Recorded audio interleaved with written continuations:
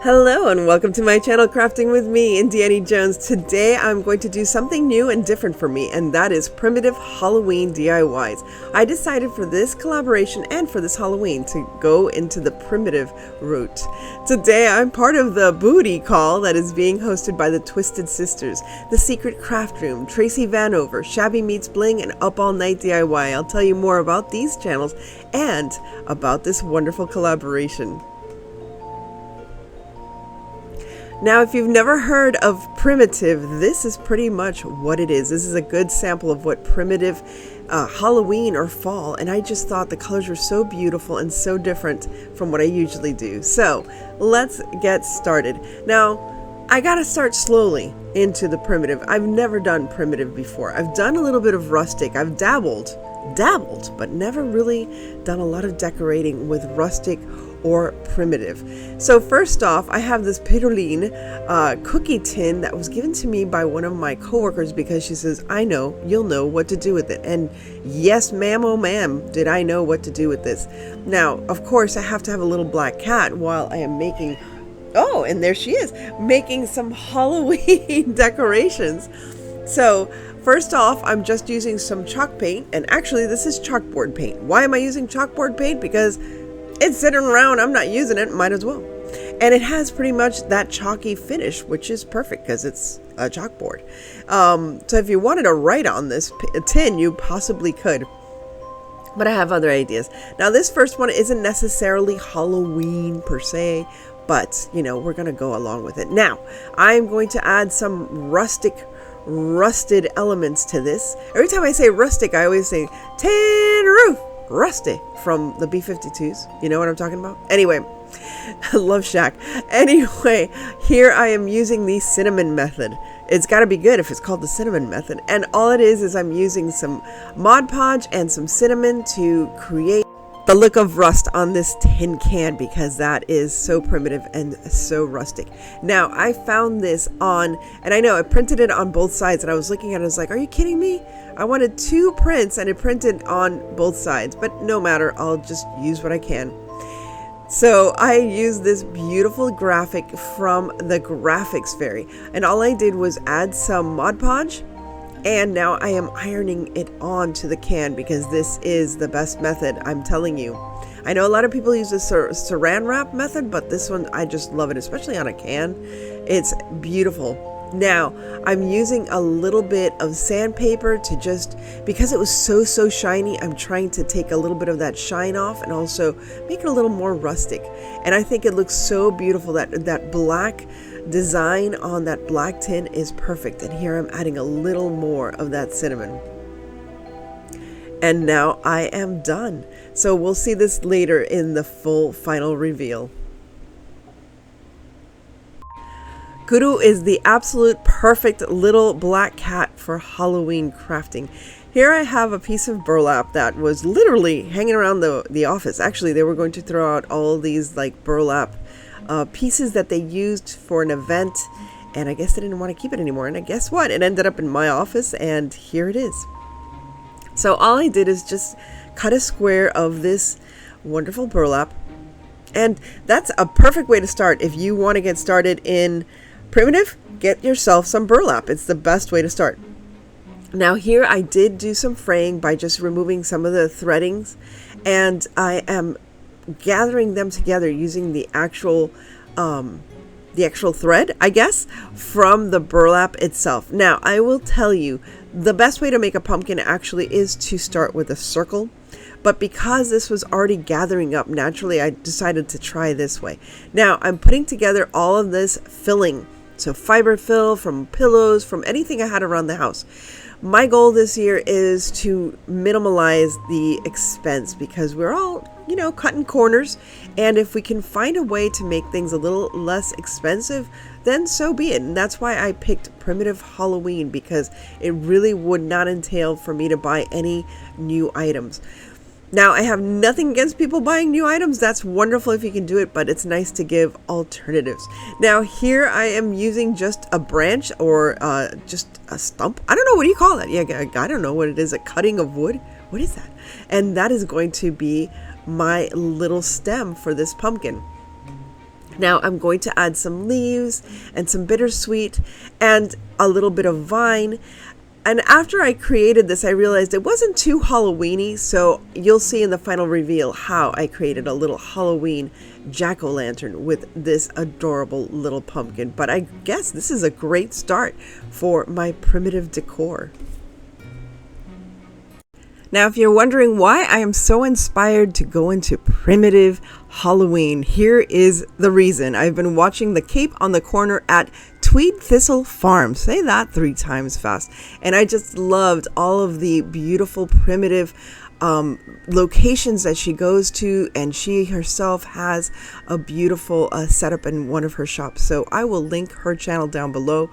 Find it very soothing and inspiring. And I again have never used primitive in my decor. You know how I feel about farmhouse, but this doesn't feel like farmhouse to me. It just feels very beautiful and warm, and somehow I wish I was up in a cabin somewhere in the woods up in New England or somewhere like that. Anyway, here all I did was use some of this flour. It's a flour sack, from what I understand, flour sack material that I got from the dollar store. I did dye it with a little bit of coffee and tea to get this beautiful beigey color, and then I just stitched it up to create a little pumpkin. I was trying to come up with an idea to create a little character, and I didn't know what I was doing. And then you'll see, I just started doing it. I said, okay, well, it looks like a pumpkin to me. I just wanted to make a little head, but it looked more like a pumpkin. And you can see how beautifully stained this little piece of fabric just came out. I thought it was perfect for this look. So here all I'm doing is using some hand stitching and creating those the rinds, I don't know how to call it, but those divots in the pumpkin to create this little pumpkin. Look at this. Here's a little pumpkin. I thought this was a perfect pumpkin to start a little character and create one of those beautiful primitive looking items that you see in all those stores. Now, have you ever decorated with primitive? How do you feel about primitive? Do you call it more rustic? Anyway, here I decided to, and this is where the magic happens, people. Whenever you're creating a character, it all is in the eyes. Here I picked 2 incongruous, unmatching buttons for the eyes. And I thought it was cute. It kind of gives me the whole thing, this part with the stitching. If you've ever watched Coraline, which by the way is going to be in theaters again this Halloween, this September, I believe, this gave me such Coraline vibes. You can't imagine. All I can hear is that theme song in the back of my head. If you've ever watched Coraline, you know what I'm talking about. So there's one little button eye. And those skinny little witchy fingers that were sewing up that doll in the beginning of Coraline. This is exactly what I feel like while I'm doing this. And stitching up the other eye, as you can see, one's much bigger than the other one, but that's fine. It's all part of the rustic primitive design. And that's the other thing I really love about Halloween, and now especially about the primitive rustic design, is that it doesn't have to be perfect. So here, when I took a look at this little face with those little eyes, I immediately fell in love, and I knew that primitive was the way to go. Now I'm just going to gather up some of the fabric to create a little nose. But those little eyes were just looking at me the whole time, saying it was very happy to be coming to life at my hands. I mean, what fun to be a crafter and to create things that didn't exist before, that just lived in your mind, and now you get to share it with the world because you made it come to life. What a wonderful thing to be, to create and to inspire. So that's what I'm here to do, create and inspire. I hope I'm inspiring you to create something new. And if you're one of these people say, oh, look at the nose, look how cute it came out. I'm just going back and forth. Again, remember, I don't know what I'm doing, but somehow it's turning out just as I wanted and better than I thought, because I really didn't think I was going to do it. Now, I had to give it some blush. I definitely had to give it some blush. So I literally used a little bit of my blush on my little makeup brush and gave her some little cheeks. So now we know it's a she. That definitely made it a she. And here I am going to create her little smile.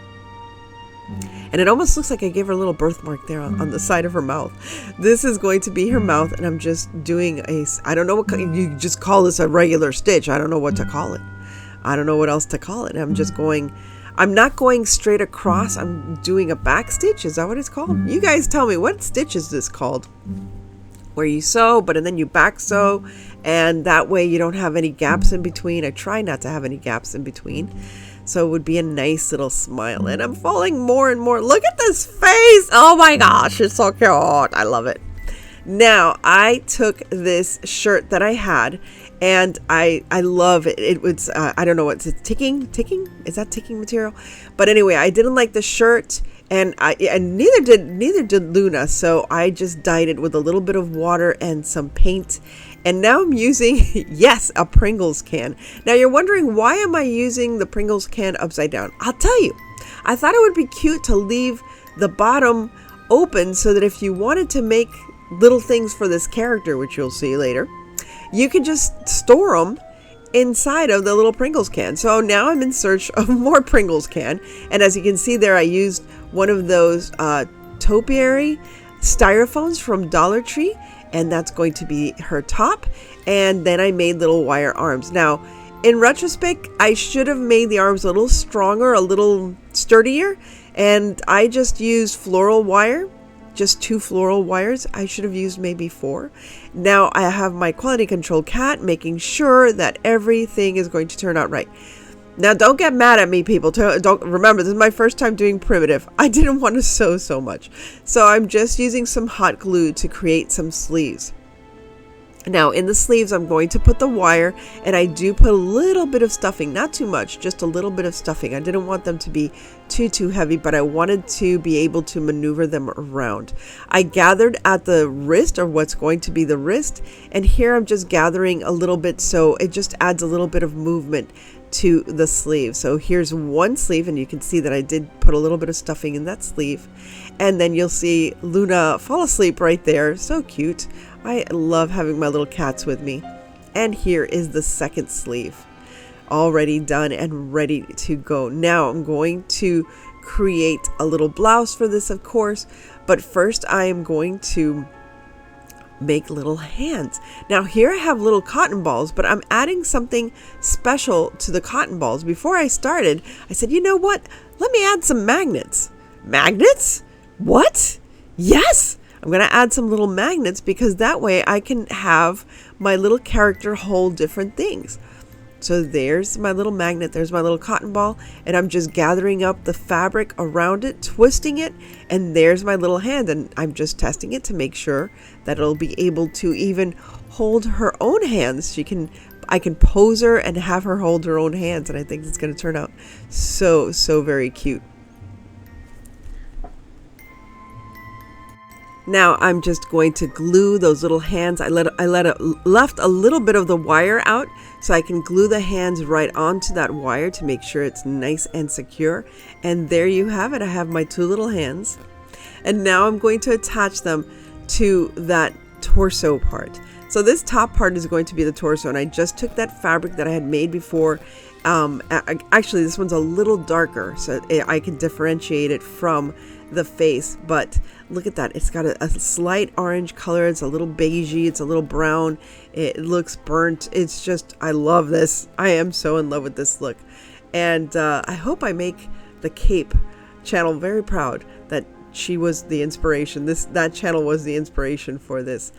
I also have another channel that I love to watch, which is Repurposed My Way, and she does grubby candles, and I will be doing grubby candles in another video. She does Rustic Wednesdays or Saturdays, so I will be joining her this month, creating her beautiful grubby candles. So here I am adding the arm, and all I did to make sure was just glue it to the top of what would be her shoulder, and there you have it. You can see that I put the wire through the styrofoam, and I just love the way this is coming out. I'm just surprised. Now I'm gluing down that little shirt to the Pringles can just to, blouse it up. It's like a little blouse, just to make a little blouse. I kind of wish now that the arms were a little darker, and maybe I'll go back and dye them somehow. I don't know how. I don't know if I should. I am always afraid of like messing things up once they're made. So I'll just leave it like that. It looks fine. You know, it looks like a little vest, or, you know, they have the overdress. So with that sleeve, that was perfect because it already had an elastic. All I had to do was create the little skirt, and I glued the skirt to the Pringles can. And now I'm gluing her little face. Oh, I love that little face. Now I took this wonderful gingham ribbon that's already been gathered, and once again I took the time to dye it so it didn't look so stark white against my more natural colors. Here I am adding a little neck. I didn't like that it sat directly onto the torso, so I created a little neck for her because now I wanted to add ruffles. Of course, I had to have a little neck. So I'm just adding the top of that styrofoam, and there you can see that I added the ruffles, and now more ruffles. So this is a very elegant little lady. I'm going to make her into a witch. If you didn't think or you didn't know where this was going, no, it's not going to be a scarecrow. It's a little pumpkin-headed witch. And now I'm going to add some buttons. Again, don't come for me. I didn't sew them. I'm so sorry. It's just once I had the ruffle there, I was like, oh, it needs buttons. I can't add the buttons because they're already on. But there you have it, cute little buttons. And I had this like, it's like creepy cloth or whatever. And I said, oh my goodness, look at that. She needs a little shawl. It gets chilly. It gets chilly in the autumn. And she kind of told me, oh, darling dear, could you please give me a little, why is she Irish? I don't know. Well, could you please give me a little shawl? It's a little cold out here. It's going to be cold in the forest where I live in the cottage. So I guess she's Irish. I don't know. I don't know where that voice came from, but now it's her voice. So now it's time to make my cute little pumpkin witch a little witchy hat, don't you think? So here I'm using some paper bag. Originally I was just going to use paper bag, but then I remembered I have a ton of burlap. So let's use the burlap. So I am going to just cut this out just as a pattern for my little witch. I just wanted to measure it against her head. And then I took some scrap paper, if you recognize that. It's from one of the IOD products that I received. And I just used that scrap cardboard or, I don't know, paper. And yeah, that'll be the top of her hat. Top of the morning. Oh my goodness. What am I going to name her? When we're finished, you got to take a look at her. I have a name for her that I like. Oh, now here I am with the burlap. And the best thing to do with burlap sometimes is just fray it. You got to fray it. I love it because it's just get messy. Have fun with it. If you can't fray it, use, what is it called? Oh my goodness, you saw right there, the sanding block. Oh my goodness, I forgot the name of the sanding block. So use the sanding block to just rough up the edges of any fabric that you use, especially if you're going to make something rustic or primitive. So here I'm just creating the little hat, and I'm going to bend the little hat in that up at the top. I want to make sure it has a cute little bend. I love it when witches' hats have bends in them, don't you? That it's like a little crinkled, it's not sticking straight up. I just think it looks so cute. And then I'm going to trim this down so it fits. Now I created these little notches in the paper, not in the burlap itself, because I want to cover the paper with the burlap. But I cut these notches so that I can connect the hat to the brim, what's going to be the brim. Now I didn't have to make a hole because the top of this little witch's head is kind of flat. So I'm just using, again, this piece of cardboard to glue onto the top of the hat. So those little notches that I made will make it so easy to attach this to the brim. Here I go. Now I'm attaching first the cardboard to the, now you can find some stiffer burlap, but this is just regular natural burlap. I didn't have to color it or anything. This is it's natural color. So look how cute. I love it. But now I thought now it looks too clean. Oh, it's so cute. I love it. I hope you're falling in love with her too, because I am definitely falling in love with this cute little witch. Now I'm just using a stamp pad to grubby it up. Let's grubby it up. I love it. And again, I do like this more natural rustic look for Halloween this year, for fall and Halloween. That's the other thing, is I want to be able to transition easily to fall without taking down a lot of stuff, because once I start taking things down, I want to go up with Christmas, and I'm not going to have a lot of time between Halloween and Christmas to do other projects, as you know. So here I'm just adding a little bit of that fabric that I used for the skirt. I just ripped it off so that the edges are nice and frayed, and this is going to be my trim for my brim trim. There you go.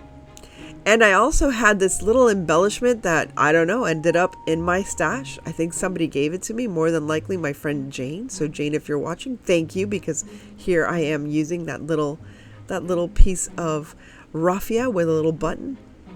And later on, you'll notice I also add some flowers. I had some dried flowers that I didn't realize, and I was cleaning up my kitchen, and I was like, oh, I forgot I had these. So here I am attaching her cute little hat, and I think I am done with her. I did make sure that there was enough glue all over, but look how cute. Oh, I'm falling in love. Look at that little face. But now I felt like, oh, she needed some companionship. So let's make some fun, primitive little companions for this little witch. And I couldn't find, well, I had black fabric, but it was satin. And I don't think satin meets with the primitive requirements. So I just took some of this canvas that I had laying around the house, and I made her a cute little black cat. Look at this. This one I did take the time to sew so that no one would come at me. And also I love the look of the stitching. So I used this orange thread so you can see it in the black fabric. Now the one thing I should have done was paint both sides of the fabric, as you can see the white of the inside, but we're good, we're fine. I'll fix it later. And here's Luna. Now, do you think Luna was happy with me just making a black cat? I don't know, but she stuck around while I was making the black cat, and she was watching me. So I don't know what do you think? You think Luna's upset that she's not being included in this wonderful collaboration for Halloween? Now, as you notice, I'm going to use another. I just remembered while I was stuffing her, I was like, hey, this is another thing we can do, is add a little magnet here and make sure that our little witch can also hold this cute little cat. Now, the little face I also did by hand, and I continued with the whole Coraline aspect, as you'll see in just a minute, after I stitch up the bottom. So once you stuff it with your whatever stuffing you have, and you can use cotton balls if you can't buy a lot of stuffing. Don't go out and buy a lot of stuffing. Buy a Dollar Tree bag of cotton balls, and that's plenty to create this project. Believe me, you'll have plenty for the head and plenty for the little cat. And here I am creating the whiskers and the nose and the little face of the cat. I just love this look. So I'm so happy that I've really gotten into this primitive look for Halloween this year and for fall. Now for this little cat, to match my little guru, I had to find some green little buttons. And here are two, of course, incongruous and mismatched green buttons. Again, I feel the Coraline inspiration in this as well. And there we have our little cat, and I do make a little tail for it as well, so that it has a full little, look at how cute I put a little butt thing for the tail. I just thought it was so adorable. So now this little witch has become like my primitive Barbie doll, because now I needed to make some accessories, because hey, why not? So I'm using one of these little seedling pots that you can get at the Dollar Tree, and that is going to be the basis of my little witch's broom, because that way I can have it standing up just as you see here. I was just going to use natural elements, but I said, it's cute to have it be able to stand up. Now I am using this hula skirt. This was leftovers from a hula skirt. So if there are hula skirts still, if there are still hula skirts in your Dollar Tree, make sure to pick up a bag or two, because it works great for raffia as well. And because it's thicker, I don't know, I like it. It's more rustic. So this is a very inexpensive alternative to raffia. And you can dye it and color it. I decided to keep it the natural color, but you can make it brown or you can make it green, whatever color you want. Now here I'm just gluing it to that pot, and now I'm tying it once again as I did before with the leftovers from that fabric that I dyed. I added a few dried flowers at the very tippy top, and of course I added a magnet, and I very carefully hid it with that piece of fabric scrap. And of course, what's a witch without her spell book? So here's a little spell book, and of course I added some magnets as well. I'm going to create a little cover from some of the paper that I had in my stash. Is this not perfect? It had to have a little cute little black cat. And I'm going to add those little pages that you see that I cut out of a book. And that is it. I think my little spell book is pretty much done.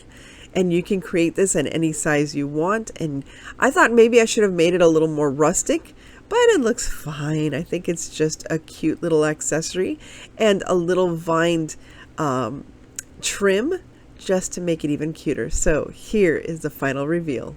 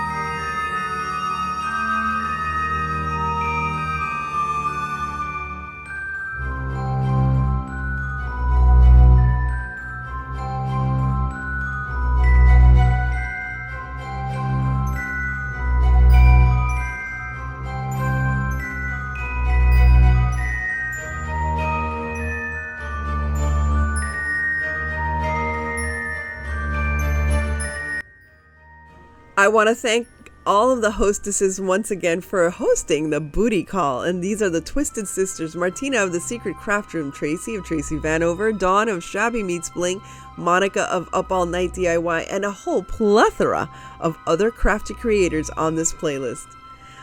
Thank you all for stopping by, and if you're inspired, please like, share, and subscribe. As always, please stay safe, be kind, God bless each and every one of you, and remember to live the adventure and come back for some more Halloween adventures with me.